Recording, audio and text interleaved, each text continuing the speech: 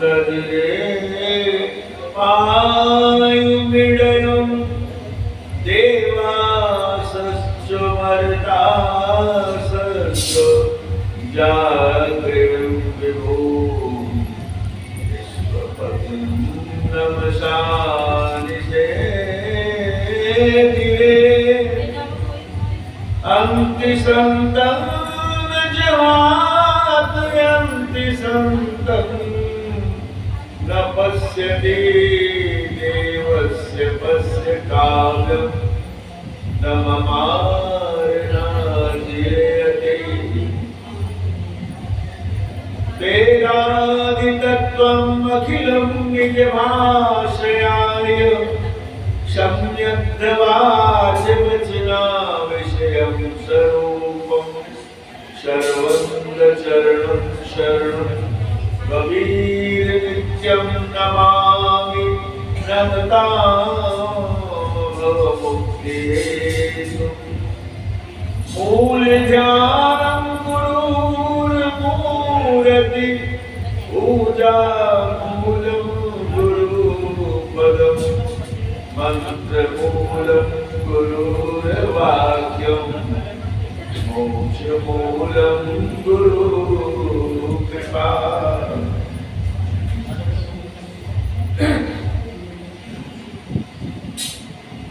मंचस्थ कुसुम साहेब जी परिसर में उपस्थित महान आत्माओं, महान आत्मा इसलिए कहा जाता है जो प्रभु के प्रेमी होते हैं, प्रभु के प्रेमी होते हैं, उन्हें महान आत्मा कहते हैं। इसलिए आप सभी महान आत्मा।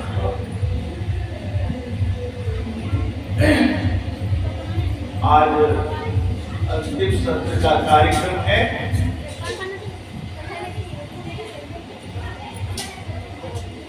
सदगुरु बंदीशोर कबीर साहब का प्राकट्य महोत्सव प्रथम ज्येष्ठ से हम लोग जहानी सत्संग करते हैं,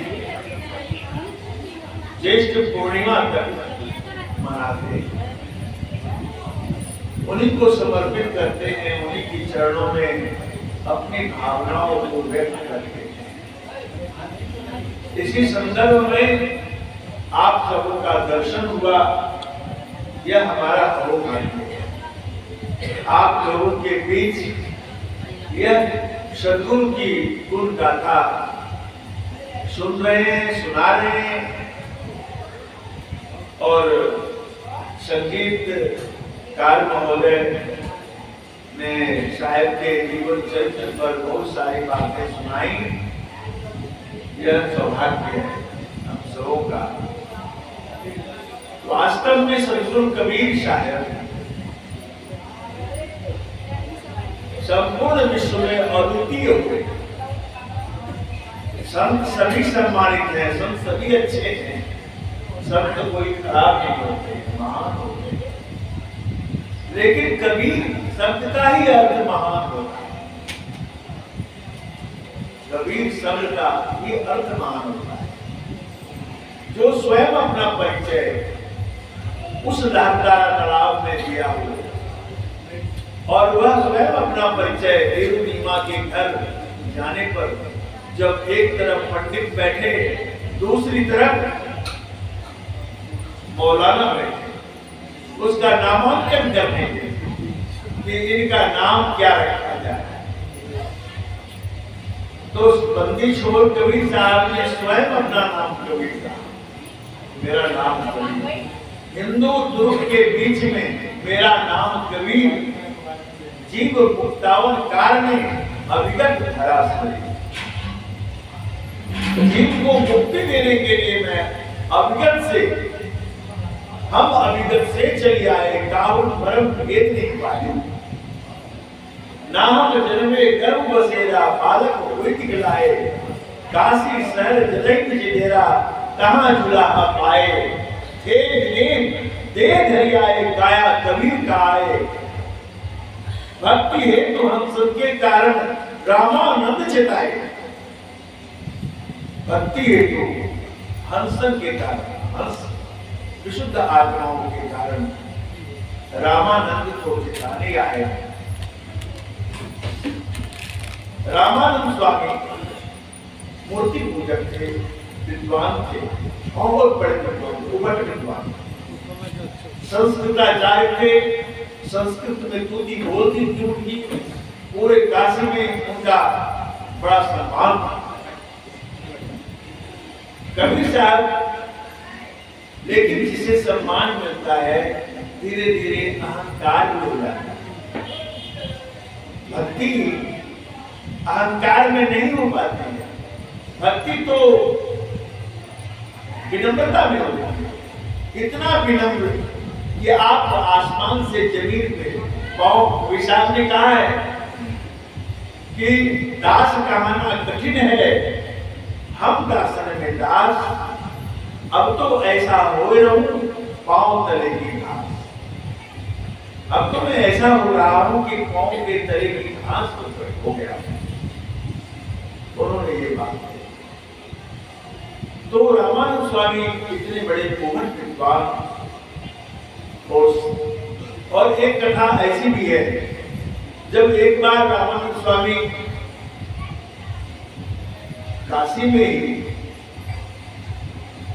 सम्मेलन हुआ था विद्वानों का, जो संस्कृताचार्य थे, बड़े बड़े संस्कृत के उभट विद्वान थे, उन सबों को आमंत्रण दिया गया था और उसके लिए जलसा चल रहा था विस्तृत रूप में।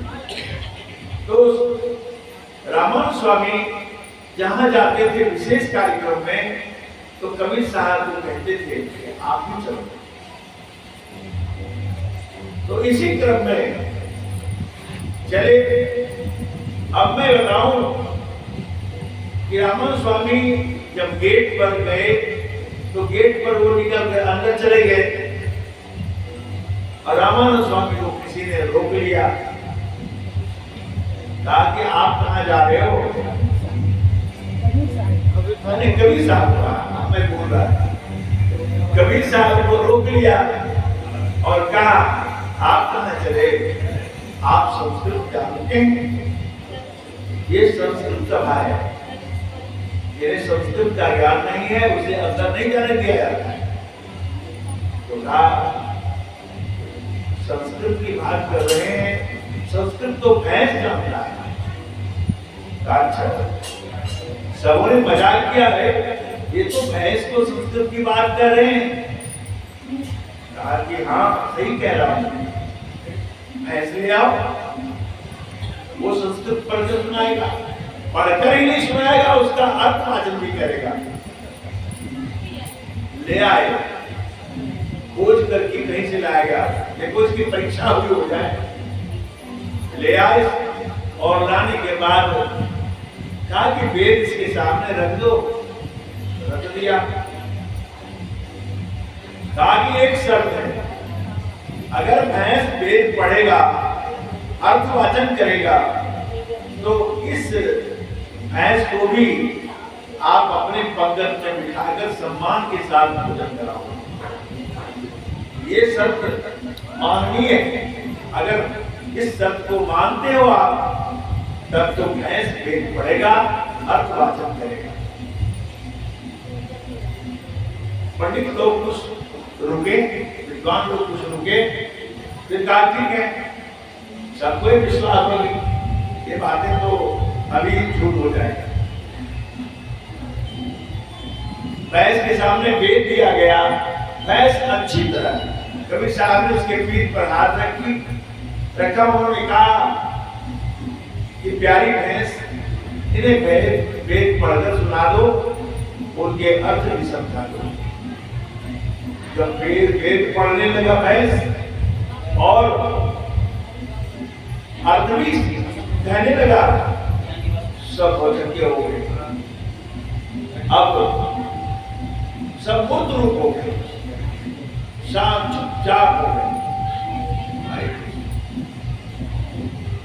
उसके बाद रामानंद स्वामी सोचे कि अब तक कबीर कहाँ रह गए, स्वरूप देखो।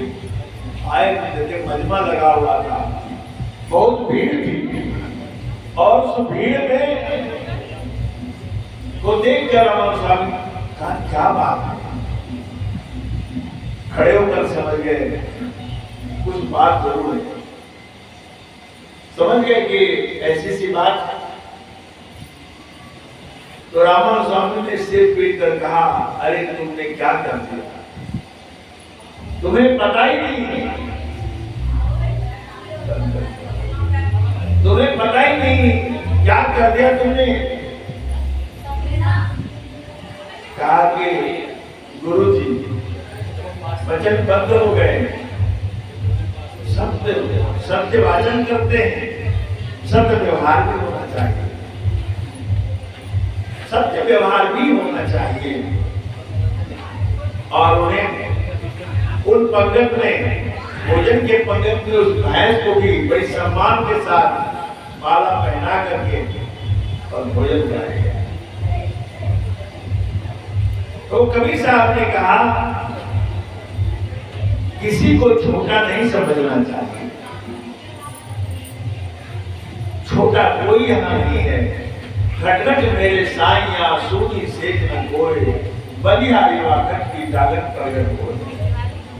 सभी के घट में परमात्मा बैठे हुए हैं, आप सभी हमसे ऊंचे हैं, अच्छे हैं, सभी अच्छे हैं, कोई कमजोर बेकार नहीं है।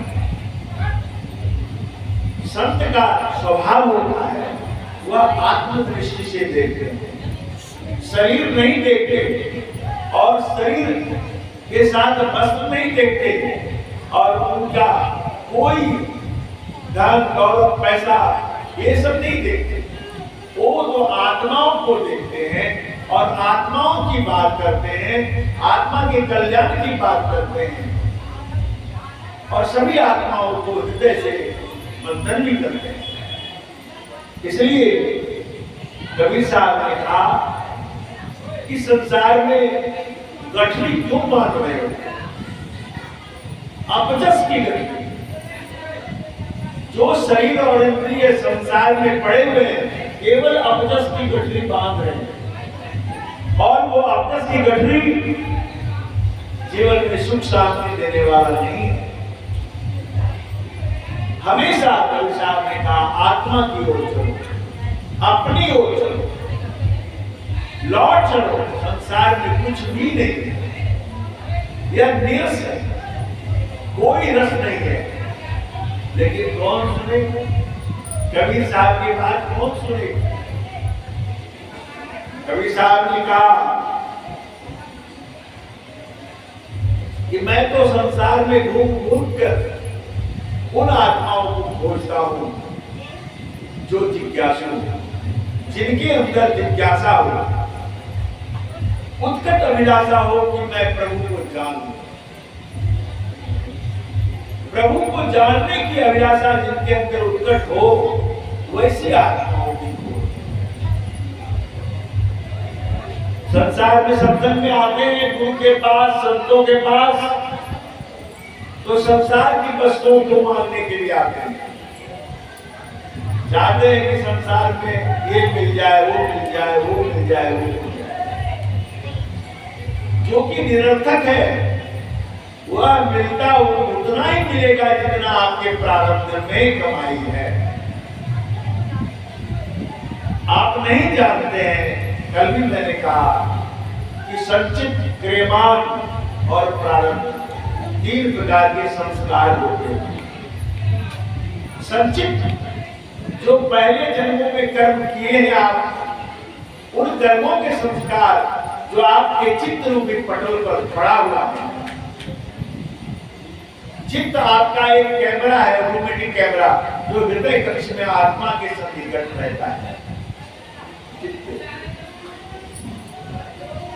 तो उस कैमरे में आप जो भी करते हैं, अच्छा करें, बुरा करें, किसी को गालियां दें, किसी के प्रति मन में सोचें, ये आदमी मर कर जाता है।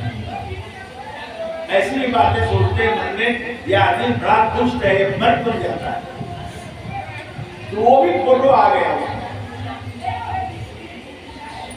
वो हिंसा आपने नहीं की शरीर से, हाथ से, लेकिन वो हिंसा हो गई।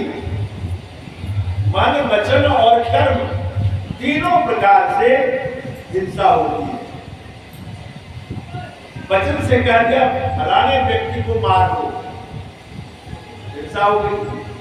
मन में सोच लिया फलाने व्यक्ति को मार ही देना, छोड़ना नहीं, ये मर क्यों जाता है, हिंसा हो गई। और गला काट देना किसी का या गोली मार देना, ये हिंसा ही है। तीनों बराबर है, तीनों का भोग बराबर है। तीनों प्रारब्ध में, चित्त में आया हुआ प्रारब्ध में प्रकट होता है। प्रारब्ध बनता है वह उन्हीं कोष से जो चित्त में संचित जमा है संस्कार, उसी को लेकर इस 5 तत्व 3 गुण का लोथा जो शरीर है, इसकी रचना की जाती है, इसको बनाया जाता है। माँ के घर में कवि साहब ने कहा कोक ठाक के बिनी चतरिया छीनी रे छीनी। तो साईं को बीनत 10 मास लागे, साईं को बिनने में 10 महीना लग गया। तो माँ के गर्भ में साईं का काम चल रहा है, ईश्वर का काम चल रहा है, और हम सोचते ही नहीं है कि ईश्वर का काम चलता है। अरे जो जिस परमात्मा ने इतना बड़ा ब्रह्मांड, अनंतों ब्रह्मांड की रचना की, अनंतों ब्रह्मांड को बनाया, उस परमात्मा ने वो क्या नहीं कर सकते। लेकिन आप तो काल निरंजन के चंगुल में बंधे हुए, आपको 21 ब्रह्मांड अलग कर दिया गया। 21 ब्रह्मांड में जितनी जीवात्माएं हैं उनको तो भोग भोगना ही पड़ेगा, क्योंकि उसका अधिष्ठाता, उसका मालिक काल निरंजन। तो ये संस्कार जो है चित्त में जमा है, उन्हीं से निकाल कर ये शरीर बनाया जाता है। अब शरीर में माँ के गर्भ से बाहर आया, अब यह शरीर कहाँ क्या कर्म का भोग भोगना पड़ेगा। तो कबीर साहब ने कहा कि ना जानो तुम्हारी है क्या क्या परदेश, कहाँ परदेश में मार देगा कि घर में मार लेगा, इसका क्या पता। लेकिन आदमी मनहोश है, इतना मनहोश है कि वह इन पर विचार भी नहीं करते, सोचते भी नहीं कि हमारा जीवन क्षणभंगुर है, ये पता नहीं है कि कब हम चले जाए। और कबीर साहब ने ये कहा कि भाई शुद्धि करो आप देश की, उस देश की शुद्धि करो जिस देश से तुम आए हो। कबीर साहब का शब्द है,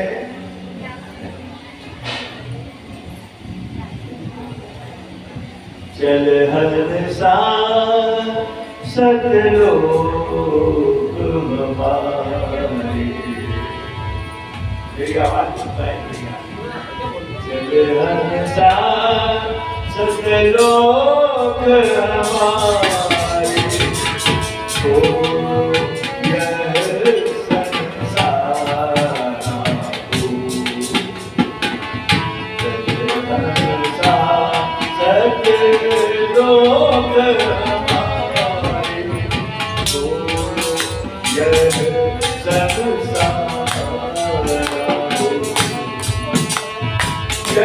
संसार काल है राजा,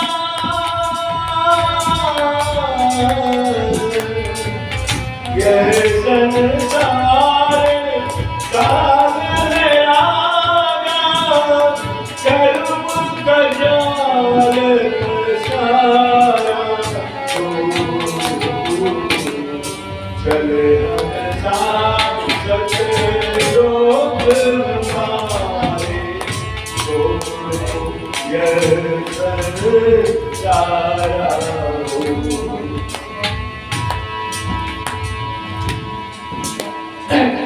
14 खंड बसे जाके मुख, 14 खंड जाके मुख सबको करत आहारा हो।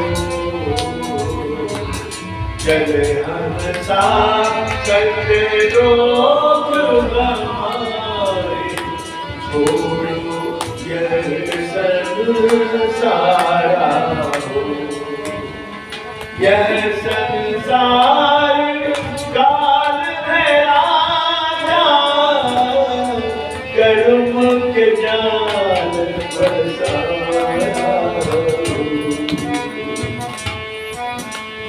जल हंसा सत लोक हमारे,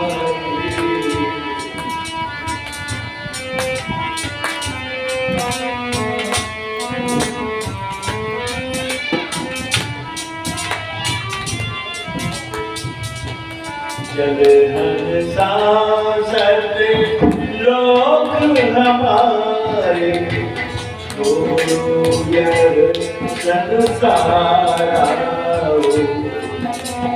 यह संसार काल है राजा, कर्म के जाल पसारा हो। जल हंसा सत लोक हमारे,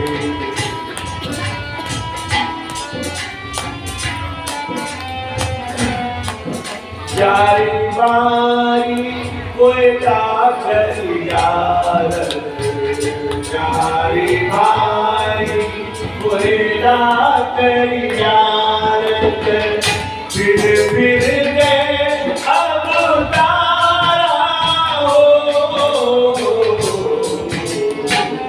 यारी बारी कोई डाकरी यार, फिर अब तारा हो। सुर नर मुनि सब छले छले मारी, सुर नर मुनि सब छले छले मारी, ले चौरासी में जारा हो।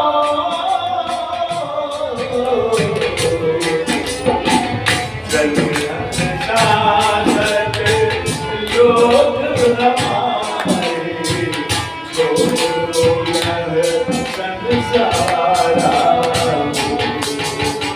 यही संसार काल है राजा, कर्म के जाल पसारा हो।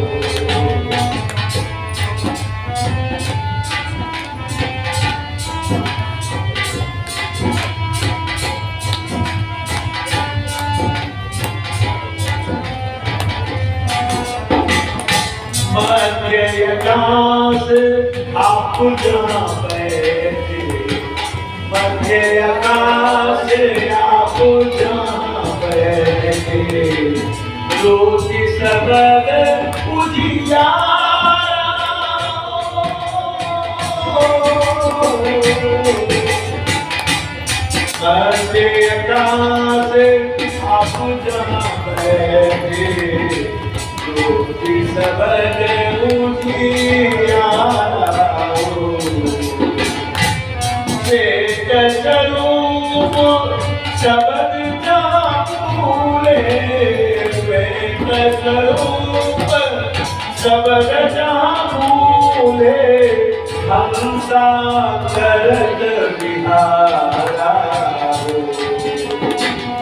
जल हंसा सत लोक हमारे, छोड़ो यह संसारा हो। कोटि सूरज चंद्र छिप गई है,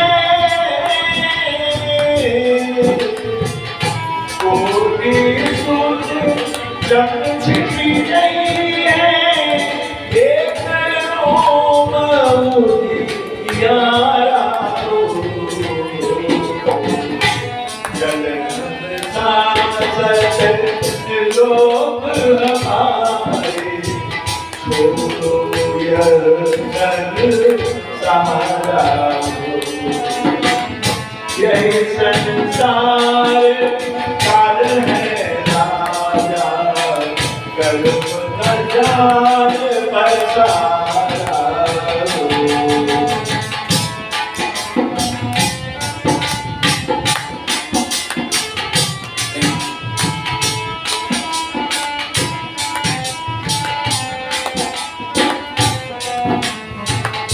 वही पारेख नगर बसने, वही पारेख नगर बसने, बरसत अमृत धारा हो। वही पारेख नगर बसने, बरसत अमृत धारा हो। कहे कबीर,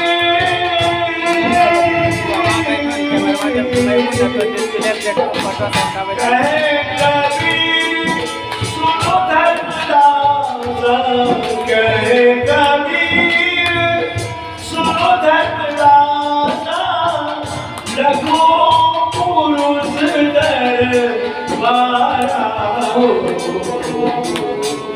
लघु पुरुष दरबारा हो। चल शासक लोग हमारे, छोड़ो यह संसार, यही संसार काल है राजा, यही संसार काल है राजा, कर्म के जाल फंसाया।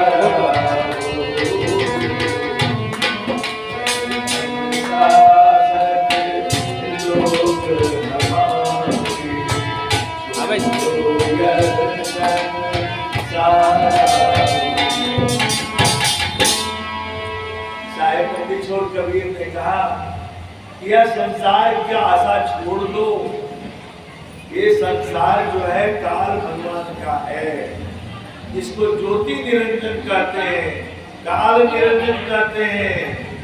वो त्रिदेवा के पिता हैं, ब्रह्मा विष्णु शिव के पिता हैं, और वह काल निरंजन सब पर भारी है। सभी जीव उनके भोजन हैं, पहरेदार तीनों को खड़ा किया है। अगर जीवात्मा छटपटाए मुक्ति के लिए, तुझे ब्रह्मा जी से कहा कि तुम जो जाप तप दान पूजा पाठ करके करा के मुक्ति बताकर इसे स्वर्ग के रास्ता को दिखा दे, वह स्वर्ग के रास्ता में चले जाएंगे। पुण्य छीन होने के बाद फिर मेरे हाथ कर देना और मैं उसे खा जाऊंगा तप्तशिला पर पटक कर, और उसकी आत्मा को गुंबट में फेंक दूंगा, यानी 84 लाख जोतों में कर्मानुसार भोग भोगने के लिए छोड़ दूंगा।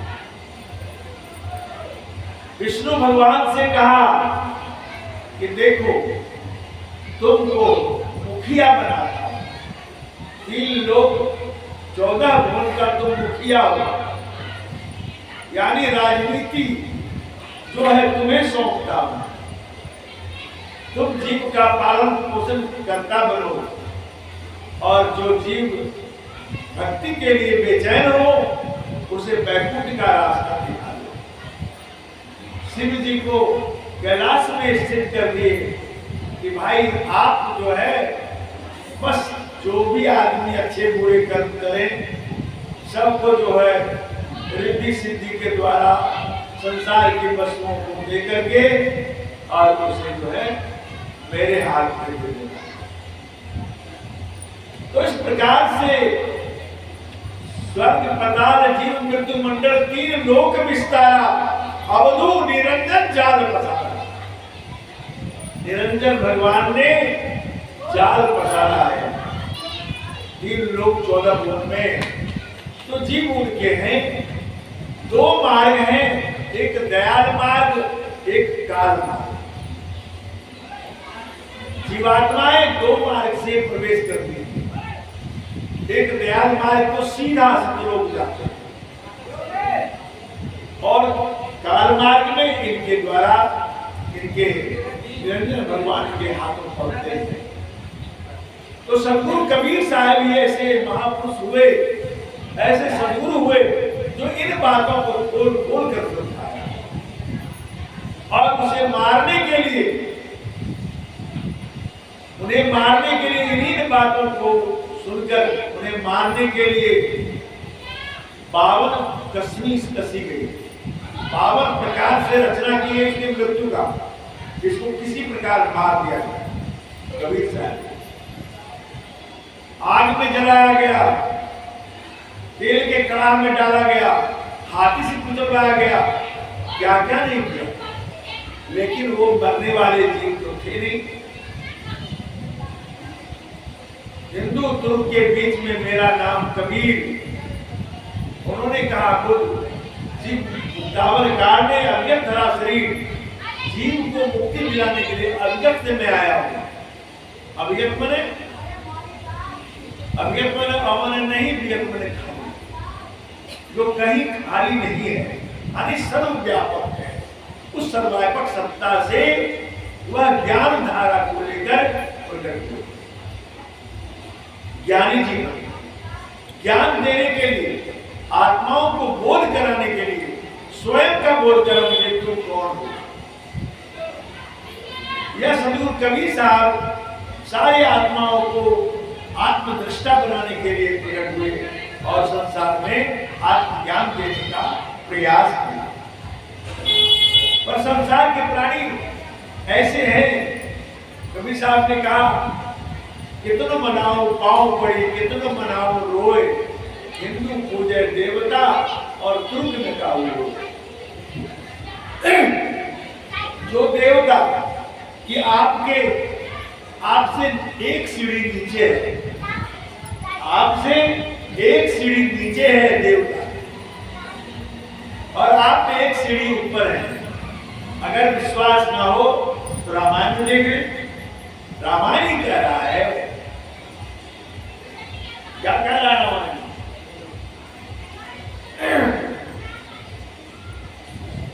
बड़े भाग्यवान सतन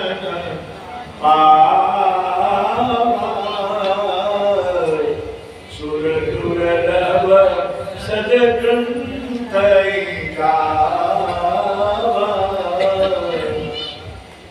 क्या कहे? सुर दुर्लभ, सुर माने देवता, असुर माने राक्षस। तो सुर माने देवता के लिए दुर्लभ है मानव शरीर, सुर दुर्लभ। बड़े भाग्यवान उससे बहुत भाग्य से मनुष्य शरीर मिलता है, और देवताओं के लिए दुर्लभ है। आप उस शरीर को पा चुके हैं, किस लिए पा चुके हैं? स्वयं को जानने के लिए, अपने आप को पहचानने के लिए। आपके बीच में बिचौलिया लग गया, आपको भटका दिया, यहाँ गच्छा यहाँ चेष्टा करते रहो, सारी जिंदगी इसमें खपा दो, अंत में तो कोई साथी नहीं होगा। लेकिन कबीर साहब कहते हैं कि तुम अपने आप को पहचानो, जानने का कोशिश करो। कहते हैं बड़े भाग्य मानुष्य पावा, सुर दुर्लभ सब जपतन गावा, साधन धाम मोक्ष करे द्वारा।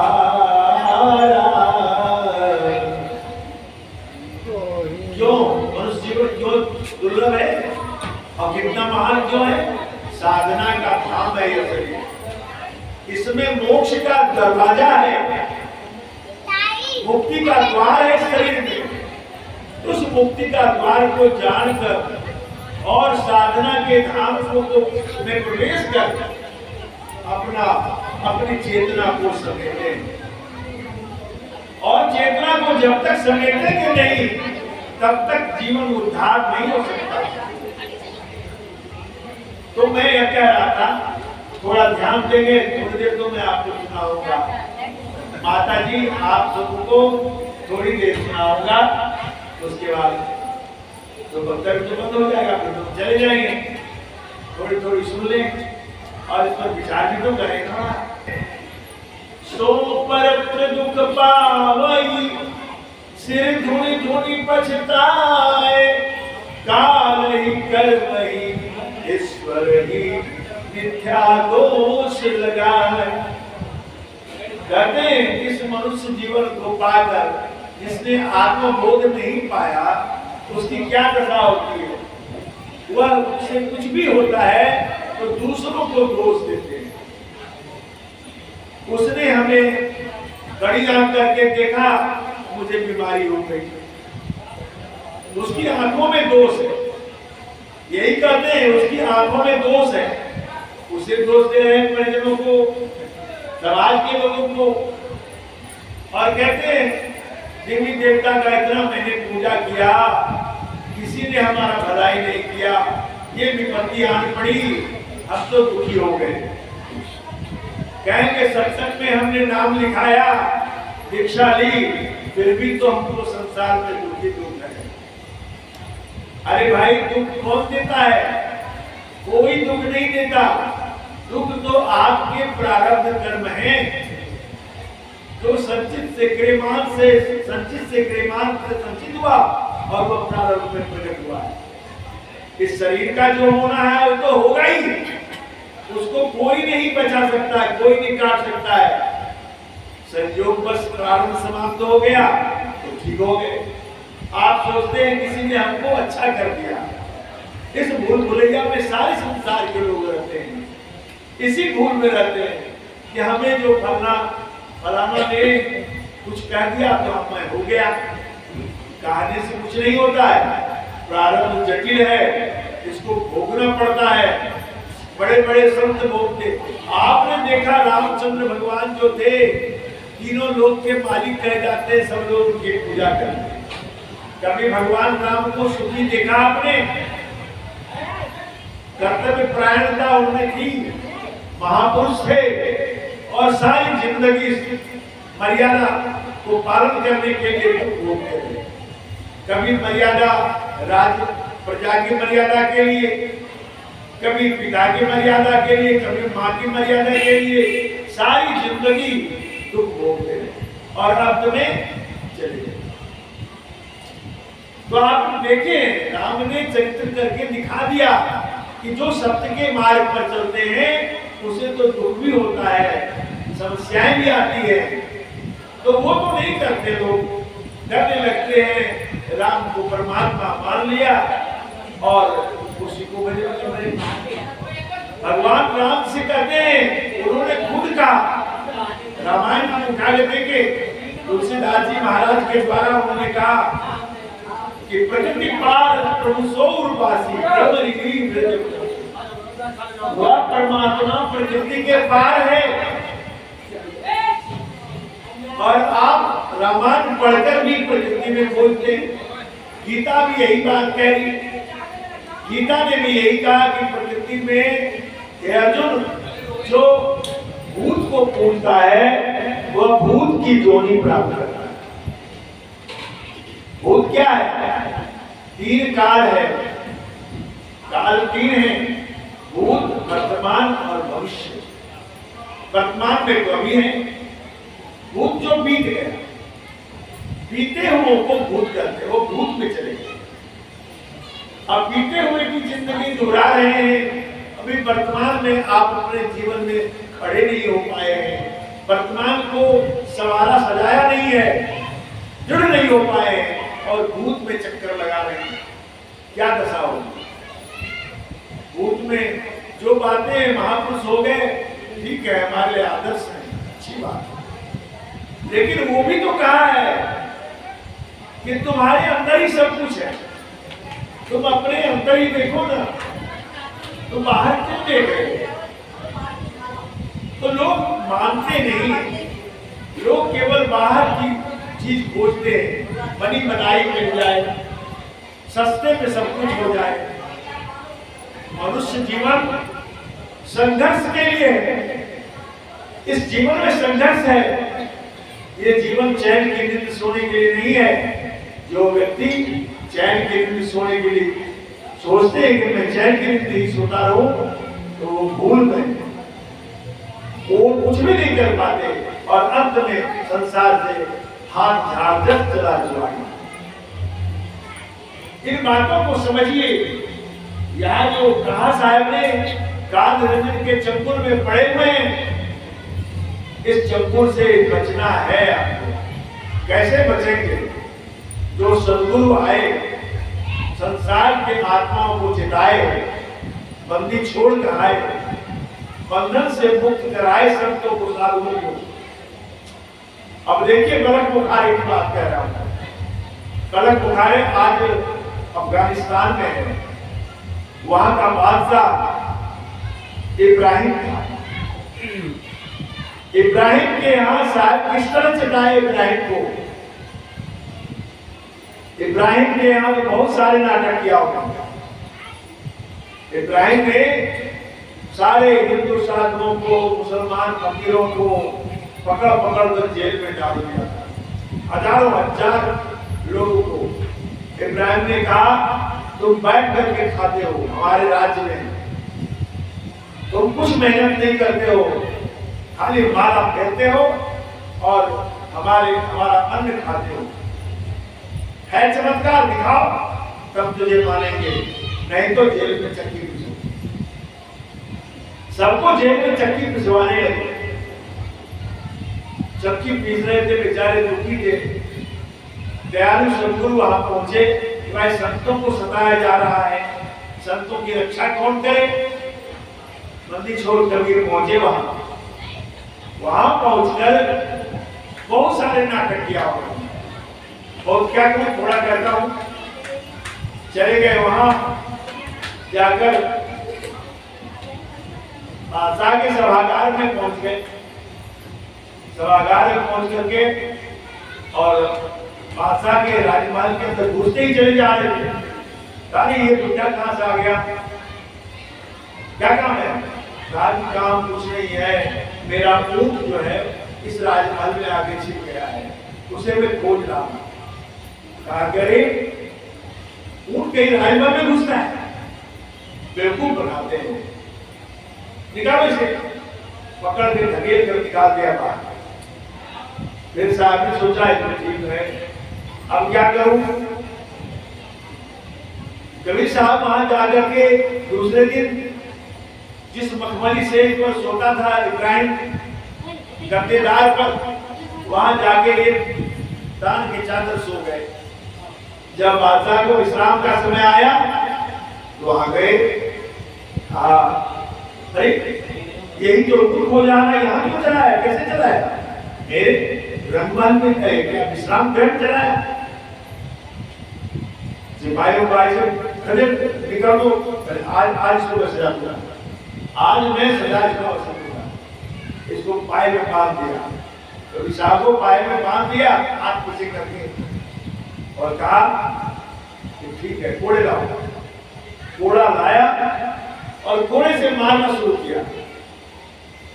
जो कोड़ा मारे कस कस कर, जो तो कबीर साहब हंसते थे, रोते नहीं थे। तो कहा तुम हंस रहे हो, चोटें लगी, जोर जोर से मारा, इतना मार मारा कि सोचा कि कपड़े तो फटी गए लेकिन हंसी रहे थे। अरे तुम्हें चोट नहीं लगी? चोट तो लगती है पर तो हंसते क्यों? तो हंसना इसलिए आता है मुझे कि जो 1 घंटा इस बिस्तर पर सोया उसे इतने कोड़े लग रहे हैं, और जो सारी जिंदगी इस मखमली बिस्तर पर सोया है उसकी क्या दुर्गति होगी। इसी बात से मुझे हंसी आ गई।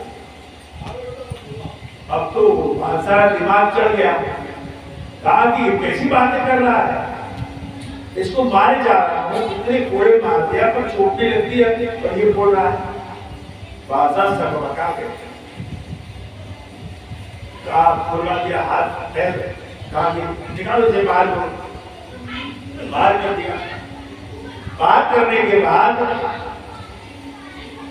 2-3 दिन के बाद वो उस जेल में प्रवेश कर गए जिस जेल में साधुओं को कैद खाने में बंद किया था, चक्की पिसवाता था।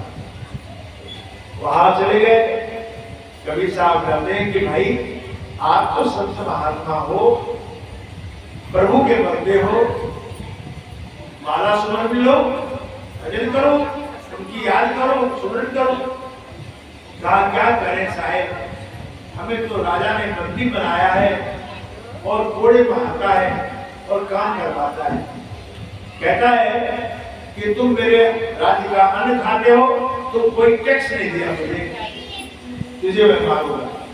चक्की पीसो, काम करो, सूखी रोटियां देता है खाने। अच्छा एक काम करो, तुम लोग भजन करो, सुमरन करो। सारी चक्कियां स्वयं चलेगी और गेहूं उलट करके आएगा गेहूं और चक्की में गिरेगा, चक्की पिसाएगा, आटा बदल करोगा।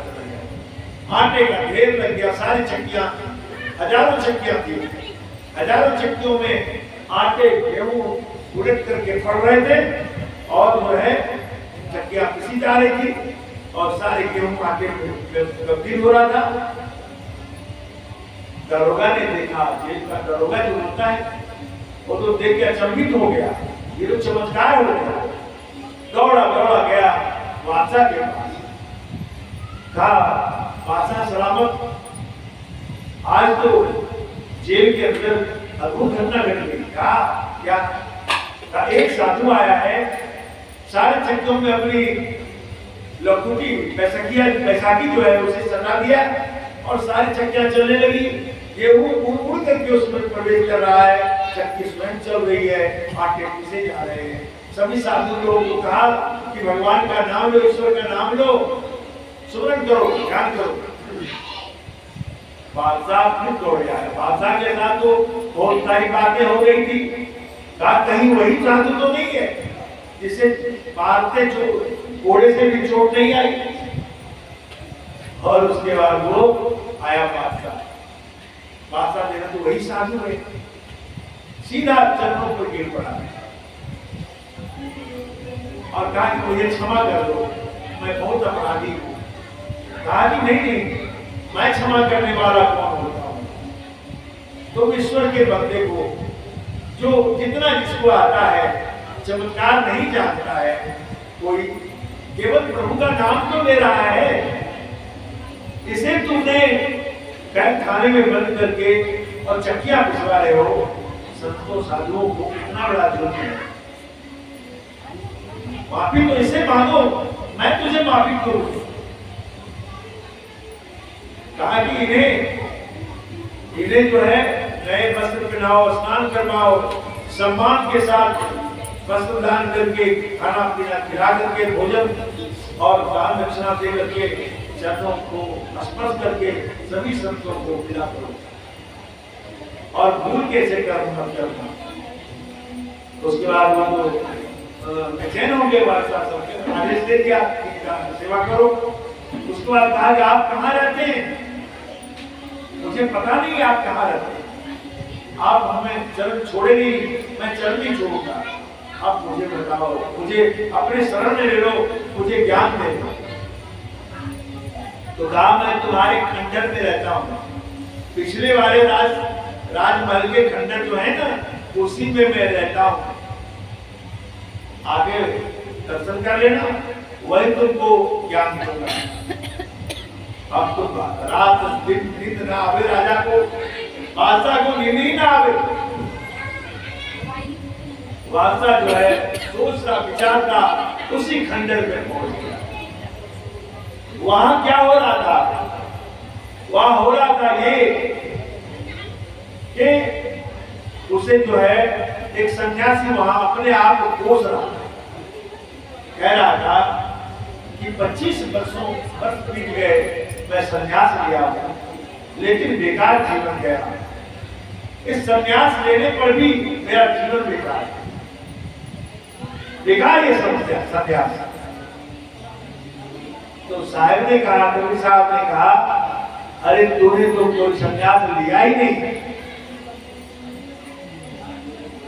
तू संन्यास लिया ही नहीं। मैं दिखाता हूं अभी। एक व्यक्ति संन्यास 5 मिनट की 10 मिनट में संन्यास लेगा और वह आनंद में भर जाएगा। आया इब्राहिम और चरणों के गिर पड़ा, कहा कि प्रभु मुझे ज्ञान अपने शरण में ले लो। अच्छा, ज्ञान लेने की उत्कट अभिलाषा है? कहा हाँ। कहा तो ज्ञान लोगे तो मैं जो कहूंगा करोगे? कहा प्राण ले लो, मैं सब कुछ करने को तैयार हूं। कहा तो ठीक है, अच्छी बात है। वस्त्र उतार दिया। कहा एक भी वस्त्र शरीर में ना रहे, सब नंगे हो जाओ। नंगा करवा दिया माता को, और नंगा करवा करके उसे कहा कि अपने जूते को उठाओ और अपने सिर पर मारते हुए, अपने नगर में घूमते हुए, अपने राजमहल के सामने जाते हुए और फिर मेरे पास चले आओ। अबू बादशाह तुरंत तैयार हो गया। उत्तम जिज्ञासु कहते हैं, उत्तम जिज्ञासु मिले दे बुद्ध खरसाए, कह कबीर मकर गीता गुरु भेज चुकाए। उत्तम जिज्ञासा जब होती है तो प्राण को भी दांव पर लगा देते हैं। जीवन भले ही चला जाए लेकिन मैं प्रभु की प्राप्ति के लिए गुरु धारण करूंगा। माता इब्राहिम उसी तरह जूतियां मारते हुए सिर पर नगर में घूमने लगे। नगर में शरण बंद होने लगा, दुकानें बंद होने लगी। राजा बादशाह जो है हमारे राज का राजा पागल हो गया। अब क्या करें? अब वह बादशाह जा रहा है, रानियां चिल्लान पा रही हैं, बच्चे रो रहे हैं कि ये क्या हो गया मेरे पिताजी को, ये क्या हो गया। लेकिन उसे किसी का गम नहीं। सिर पर जूता पीटता है जूते और हंस रहा है, हंसते हुए जूते पीटते हुए नंगा शरीर पूरे नंगा और पायों की तरफ लौट कर फिर उसी खंडर में आ गए। कबीर साहब ने कहा कि देख लो तुम 25 वर्ष के संन्यास को पूछ रहे हो, एक पलक के संन्यास का गुण देख लो क्या होगा। और कबीर साहब के चरणों में आके गिर पड़ा। कहा प्रभु आपने सब कुछ दे दिया, आज तो मैं इस तरह शांत और आनंद में मेरी आत्मा मेरी चेतना परिभ्रमण कर रही है कि ऐसा जीवन में आनंद अहोभाग्य। तो कबीर साहब ने उस इब्राहिम बादशाह को इस तरह से ज्ञान दिया, बैराग दिलाया। फिर कहा कि राजमहल को छोड़कर जंगलों के रास्ता फकीर बना दिया। तो बड़ी लंबी कहानी है इसकी। फकीर बना, फिर फकीरी में भी बहुत काफी समस्याएं झेलनी पड़ी। तो कहने का मतलब है समर्पण। कहने का मतलब है समर्पण। शायद कहते हैं 14 खंड बसे जाके सबको करता हारा। 14 खंड में निरंजन का मुख बसा हुआ है और सब जीवों को खा रहा है, आहार कर रहा है। काल ग्रास में सारे जीव जा रहे हैं। सूर्य नर मुनि सब शरीर मारे। सूर्य बने देवता, नर बने मनुष्य और मुनि जो साधु महात्मा है उन सबको छल करके मार रहे हैं। सूर्य नर मुनि सब शरीर मारे।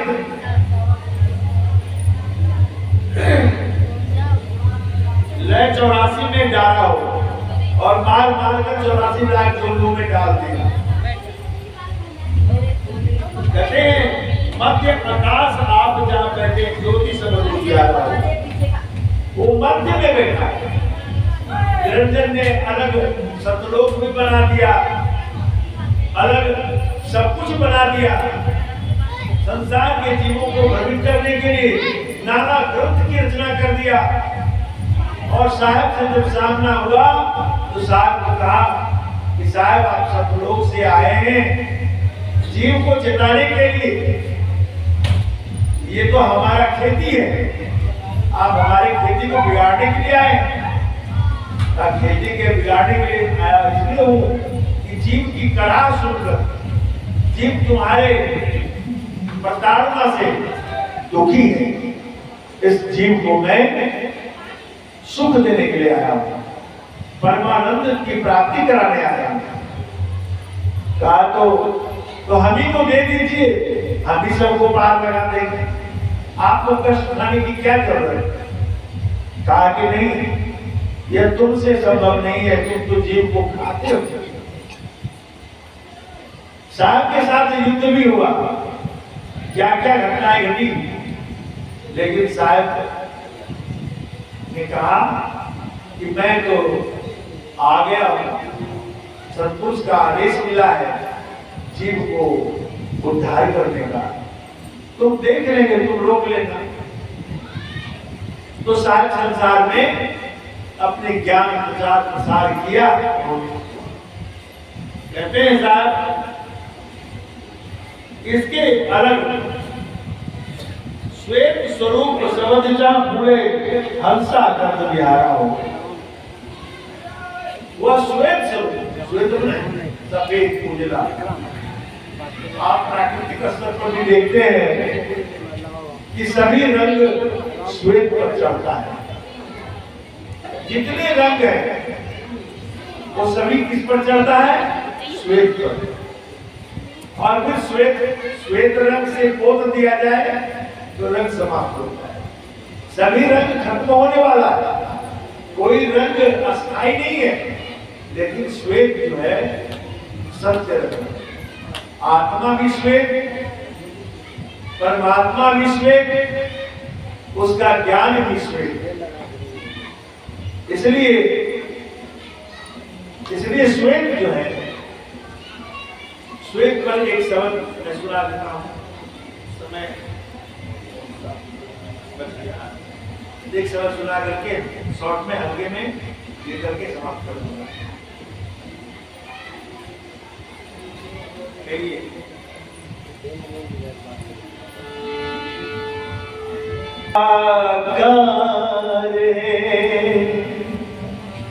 अमृत श्वेत स्वरूप जगत प्रकट प्रकाश है, साहिब सत्य रूप। जहाँ श्वेत श्वेत में श्वेत श्वेत ही श्वेत है सारा,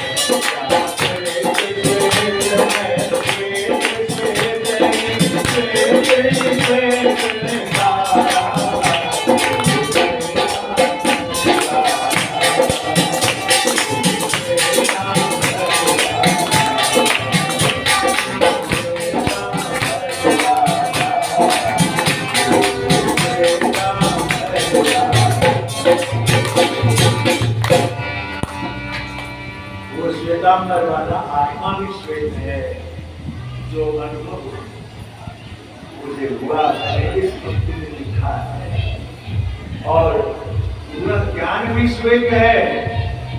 इसलिए सतगुरु के चरणों में श्वेत फूल चढ़ाया जाता है। आप श्वेत फूल ही चढ़ाते हैं। श्वेत बंदी छोड़ कभी साल श्वेत वस्त्र ही पहनते थे कि सब रंगों का सार श्वेत है। सारे रंग श्वेत पर ही चढ़ते हैं और सब रंग सूर्य के रोशनी में धीरे धीरे समाप्त हो जाता है और फिर वह श्वेत हो जाता है। इसलिए सार श्वेत है। तो अभी आपके सामने भजन सुनाया। हमारे दूर जाने वाले जो शिष्य भक्त हैं वो उतावले हो रहे हैं कि उनके काम है, इसलिए मैं आगे फिर कभी आऊंगा आपके यहाँ। आता ही हूँ साल में एक बार, तो जब तक सत्संग होता रहेगा तो आपको आगे सुनाऊंगा बढ़िया से। इतनी ही वाणी कर करके मैं अपने वाणी को विराम देता हूँ। आरती कर लिया जाए, शांति पाठ कर लिया जाए, फिर